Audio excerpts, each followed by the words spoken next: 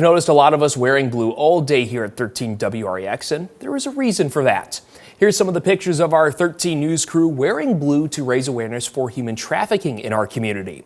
We joined the City of Rockford, Winnebago County Sheriff's Department, and Winnebago County State's Attorney's Office, along with a lot of Stateline organizations, to stand with survivors and continue the mission of educating people that this isn't a problem just overseas, it's happening right here in the Stateline.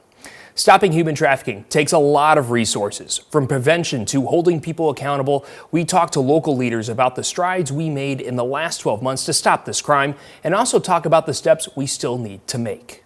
The last 12 months have brought a massive push to educate the Stateline on human trafficking, that it is a local issue, and especially the age group most targeted by traffickers. The survivors that we are dealing with in Winnebago County that are actively involved in this situation, so many of them entered this life when they are very, very young. And so we are starting to develop different investigation tactics around looking at crimes that involve youth, specifically runaways. It was also a successful year of holding people accountable for trafficking and grooming.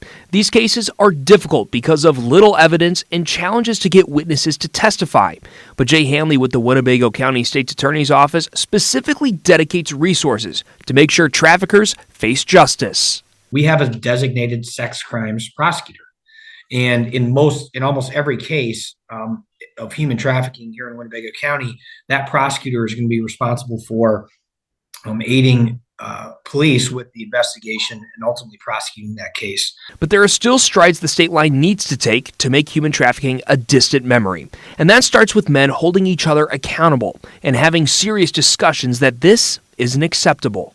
We have got to start talking to our young people, to our young boys, about how it is not, in fact, normal. It is not a, quote, so-called rite of passage to purchase somebody for your use and abuse. That is, in fact, the antithesis of what a civilized, whole, and healed community does. And beyond that, continuing to advocate and educate our community that human trafficking isn't a problem that can be shrugged off and laid off on places far away from the 815. It is still happening in our community.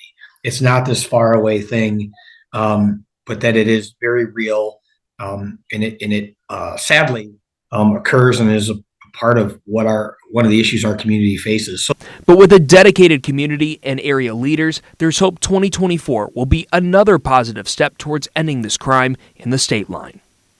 Back in early 2022, the National Human Trafficking Institute told 13 Investigates Rockford was tied with the fourth highest number of reports for human trafficking for cities in Illinois. Now, that doesn't mean definitively that Rockford is a top 5 city for trafficking here in the state, but it does show that there is still a lot of work to do.